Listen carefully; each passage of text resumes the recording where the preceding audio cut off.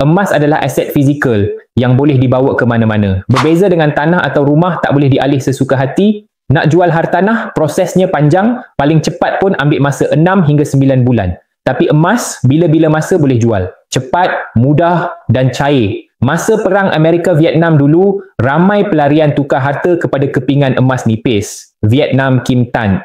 Sampai ke negara lain, mereka boleh mula hidup baru. Sebab emas selamatkan mereka waktu krisis. Dan yang paling menarik, tiada siapa tahu berapa banyak emas kita ada. Orang bangkrut pun masih boleh simpan emas tanpa sesiapa tahu. Cuma satu benda penting, pastikan waris tahu di mana kita simpan emas. Pernah jadi kes, seseorang ada 2 juta ringgit emas. Tapi waris tak tahu langsung.